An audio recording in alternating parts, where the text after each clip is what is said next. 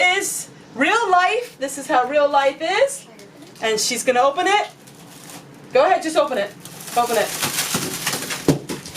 That is real life. And this is what we're going to work on.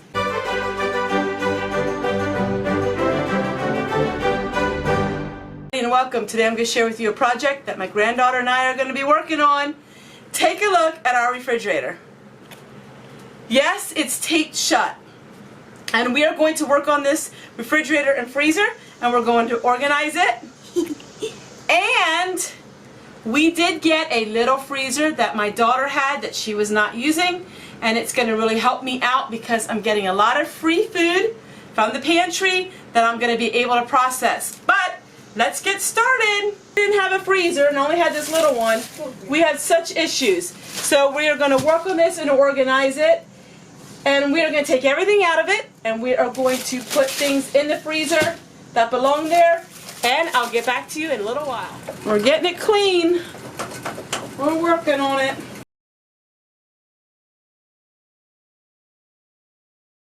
really excited to share with you. This is my freezer, and it's so much more emptier. Yes, yes. So this is a freezer that we have the things that we like eat on a daily basis, or what I'm going to be making this week. And I'm really happy because I found a meatloaf. So we're going to have meatloaf today for Cheat Meal Monday, and I'm going to share with you how I make the meatloaf. This actually was a video I did a while ago, but I'm going to share with you just an excerpt of that video so you see how I make my meatloaf. Today we are going to be making meatloaf. But this isn't your everyday run-of-the-mill meatloaf. This is Meatloaf's surprise. Grandma loved cooking. Grandma loved baking. Grandma loved making all kinds of things. But all of her meals were using everyday ingredients. So this one is a little bit different for Grandma. It is meatloaf using stovetop stuffing.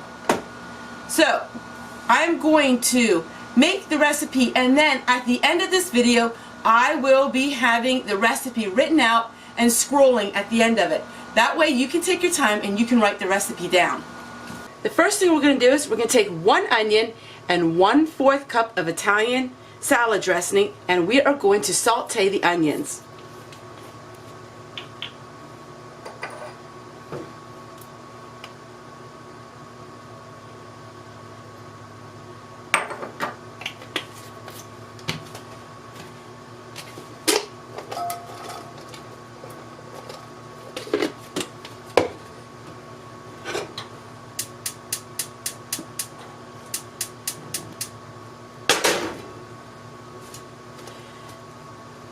So what we're going to do is we're just going to saute them till they sweat, and that means that they will become more pliable and it will be a lot less of the onions, so they'll be cooked.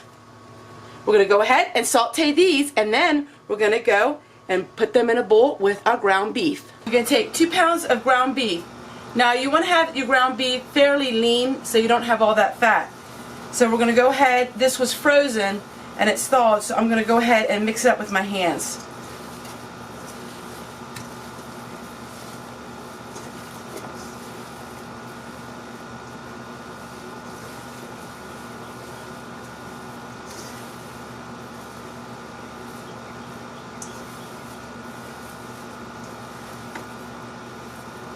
Alright, let me wash my hands quick before we put the rest of the ingredients in. We're going to add our onion that was sauteed in the Italian salad dressing.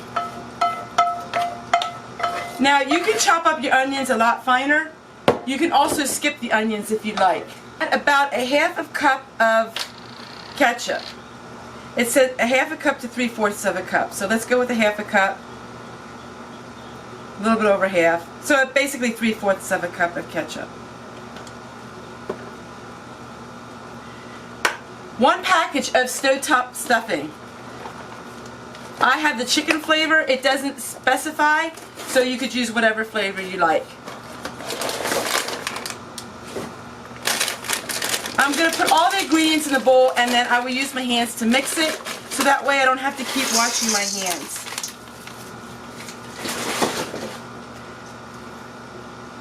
And then to that, it calls for 1 cup of water and 2 eggs. So we're just going to put the eggs in with the water.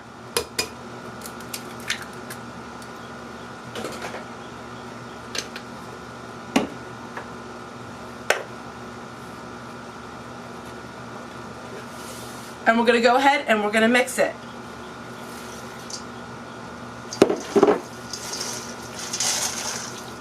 It serves between 8 to 10 people. Now you're going to be mixing quite a little bit because you have to incorporate all of these things in it.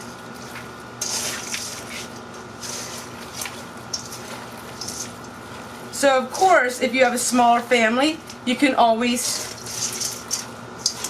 put this recipe in half.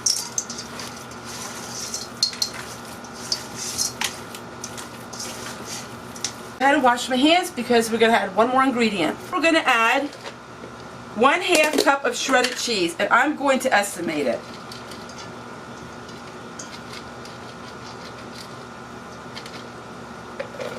We're going to go ahead and mix it up again.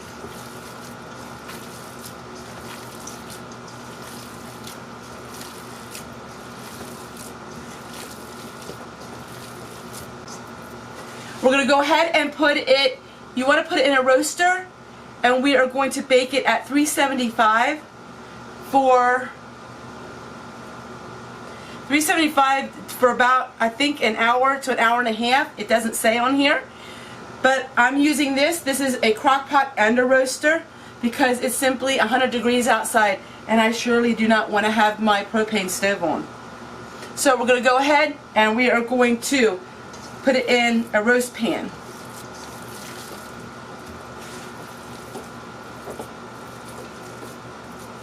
You can also make this using all turkey, or you can mix it half turkey and half of the beef. So this is what it looks like. Now that is a large loaf. So that will feed a family. Like it says feeds 8 to 10 servings. So the last thing we do is we're going to go ahead and put a top layer of ketchup. This is not in the recipe, but this is what I like to do. I like to go ahead and sprinkle just a little bit of brown sugar over it, the top, so it's more like a barbecue glaze. That is not in the recipe, that's just something that I do. Okay everyone, so we're going to bake it at 375. I would say it's about an hour and a half.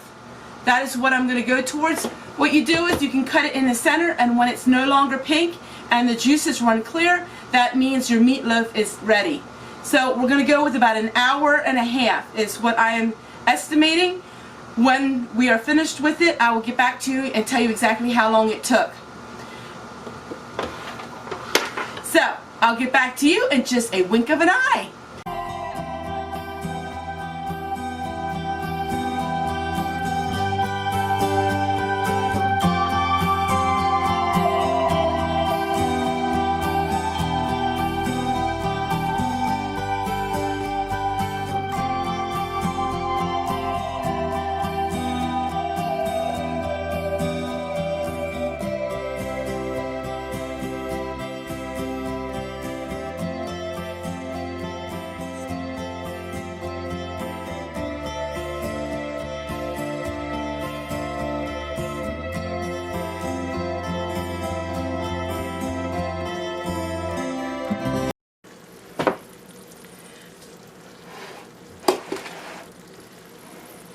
I'm so thankful to find this meatloaf in the freezer. Yum, yum. I'll take the end piece, but look how pretty this meatloaf is. I hope you try some of Grandma Fanny's meatloaf recipe for those of you who have not ever tried it, because it's really, really good. So we have a garden potato, garden fresh green beans,